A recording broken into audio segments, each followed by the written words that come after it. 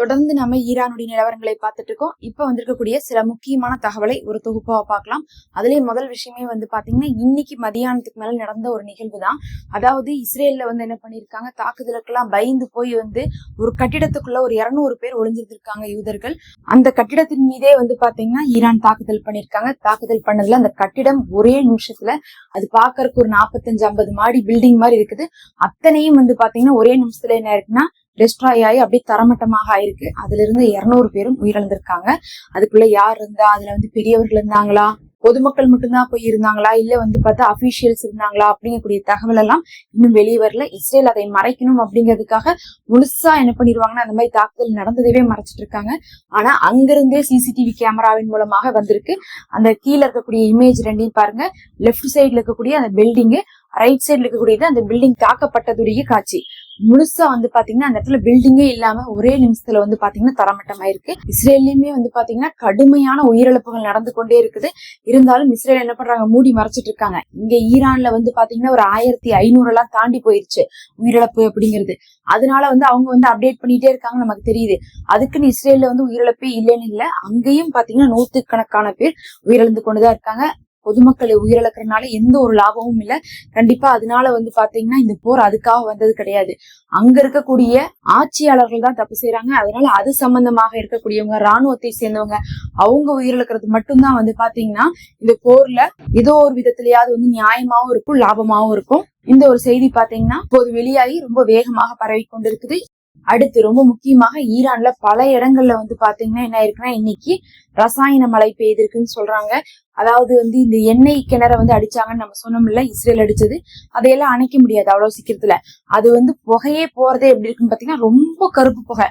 அதுவும் பாத்தீங்கன்னா அது போகவே மாட்டேது, அங்கங்க நின்றுச்சு. பாக்குறக்கே அந்த புகை மேகம் மூட்டை மாதிரி அப்படியே நின்றுட்டு இருக்கு.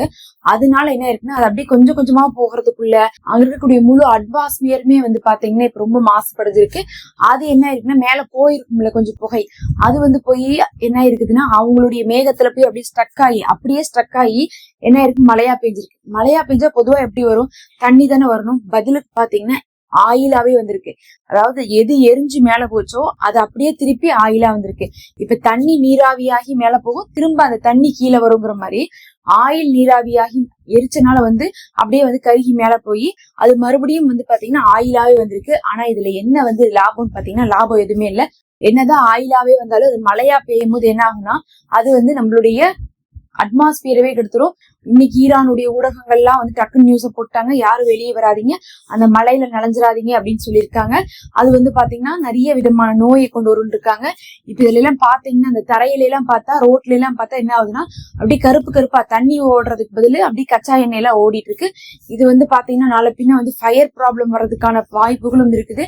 இன்னொன்னு பாத்தீங்கன்னா இந்த நெருப்பு பத்துச்சுன்னு சொன்னோம்ல, அதாவது எண்ணெய் கிணறுல இருக்கக்கூடிய நெருப்பு, அந்த நெருப்பு என்ன ஆகுதுன்னா பக்கத்து தெருவுக்கள்ல பரவிட்டு இருக்கு. ஏன்னா அது எண்ணெய் தானே, எண்ணெயை எரிக்கிறதுக்கு எதுவுமே தேவைப்படாது. அதனால அந்த எண்ணெய் கிணறுடைய அந்த நெருப்பு பத்தி அந்த மழை வர்றதும் எண்ணெயாவே வர்றதுனால நிறைய இடத்துல பாத்தீங்கன்னா ஈரான்ல பத்தி கொண்டே இருக்குது. தெருவுல எல்லாம் பார்க்கும்போது, ரோட்ல மாடியில எல்லாம் பார்த்தா கால் வச்சாவே அப்படியே தெரியுது, எண்ணெய்னு தெரியுது, அப்படியே வழுக்குது. அந்த அளவுக்கு பாத்தீங்கன்னா இப்ப ஈரான்ல ஆயிருக்கு. இது கண்டிப்பா பாத்தீங்கன்னா அவர்களுக்கு பெரும் கஷ்டம். இப்ப இருக்கக்கூடிய நிலைமையில ரொம்ப கஷ்டத்தை கொடுத்திருக்கோம். ஈரான்ல பாத்தீங்கன்னா நிம்மதியாலாம் இல்ல. எப்படி காசால அட்டாக் பண்ணாங்களோ அந்த மாதிரிதான் அட்டாக் பண்ணிட்டு இருக்காங்க. ஈரான்லயும் ஆயிரக்கணக்கான மக்கள் இறந்திருக்காங்கிறதுனால பாத்தீங்கன்னா எல்லா பக்கமுமே பார்த்தா ஈரானே ஒரு அலர்ட்டான நிலைமையில தான் இருந்துட்டு இருக்காங்க. பல உயிரிழப்புகள், பல இடத்துல பாத்தீங்கன்னா பில்டிங் எல்லாம் அழிஞ்சிருச்சு. அதுவும் பாத்தீங்கன்னா ஸ்கூல் குழந்தைகள் கூட அழிச்சிருக்காங்க. அப்படிங்கும் போது நிறைய பேர் பாத்தீங்கன்னா இழப்பை தழுவிதான் இருக்கிறாங்க. அடுத்து காசாவாக எப்படியாவது ஈரானை மாத்திரணும்னு சொல்லிட்டுதான் இவங்க நினைச்சிட்டு இருக்காங்க. அடுத்தது இப்ப பாத்தீங்கன்னா இஸ்லாமாபாத் போஸ்ட்ல இருந்து ஒரு தகவல் வந்திருக்கு. இந்த தகவல் உண்மையா அப்படிங்கிறது இன்னும் உறுதிப்படுத்த முடியல, பொறுத்து இருந்துதான் பாக்கணும். ஆனா இது மட்டும் நடந்துடவே கூடாதுன்னு நம்ம சொல்லணும். என்னன்னா பாகிஸ்தான் ஈரான் மேல போர் செய்யறதுக்கு ரெடியா இருக்கிறாங்க. அதாவது அடுத்த ஒரு அட்டாக் சவுதி மேல வந்தா பாகிஸ்தான் ஈரான் அடிக்க ஆரம்பிச்சிடும் அப்படிங்கிற மாதிரி சொல்றாங்க. நிச்சயமா இப்படி எல்லாம் பண்ணாங்கன்னா ரொம்ப பாத்தீங்கன்னா ஈரானுக்குமே கஷ்டம் தான் ஆகும். ஏன்னா ஈரான் அமெரிக்காவையும் ஜியோனிசத்தை தான் எதிர்த்துட்டு இருக்காங்க. ஆனா இந்த நேரத்துல இந்த முஸ்லீம் நாடுகள் டைரக்டா போர் போர் பண்றாங்கன்னா அப்படின்னு வந்துட்டாங்கன்னாவே அது ரொம்ப என்ன ஆயிரும், மாறிடும், பிரச்சனை வந்து மாறி போயிடும். அப்படி வந்து பார்த்தா பாகிஸ்தானே வந்து முடிவெடுக்கிறாங்களா இல்ல வந்து பின்னாடி அமெரிக்கா இஸ்ரேல் தூண்டி விடுறாங்களா அப்படிங்கக்கூடிய பெரிய சந்தேகங்கள் வேற இருக்கு. அப்படி இருந்தா அது இன்னும் வந்து பாத்தீங்கன்னா நிலைமை மோசமா போயிடும். ஏன்னா பாகிஸ்தானுக்கு உடனே என்ன பண்ணிடுவாங்க, நீ அடிக்கிறியா சரி நான் ஆயுதம் கூட கொடுக்குறேன்னு சொல்லிட்டு இவங்க மறைமுகமா உதவி செஞ்சுட்டு இந்த அமெரிக்காவும் இஸ்ரேலும் வந்து பாத்தீங்கன்னா நயவஞ்சக வேலையை வந்து பாகிஸ்தானை வச்சு சேர்க்க வாய்ப்பு இருக்கு. அது மட்டும் உண்மையா ஆகக்கூடாது. இப்போதைக்கு அந்த போஸ்ட் வந்திருக்கு, நம்ம பொறுத்திருந்து பார்க்கலாம் அது என்ன சொல்ல போறாங்கன்னு சொல்லிட்டு. இதெல்லாம் தான் இப்ப வந்து முக்கியமான தகவல். நம்ம அடுத்த ஒரு காணொலியில பார்க்கலாம். மறக்காம சப்ஸ்கிரைப் பண்ணி மெம்பர்ஷிப்க்கு ஜாயின் பண்ணி சப்போர்ட் பண்ணுங்க.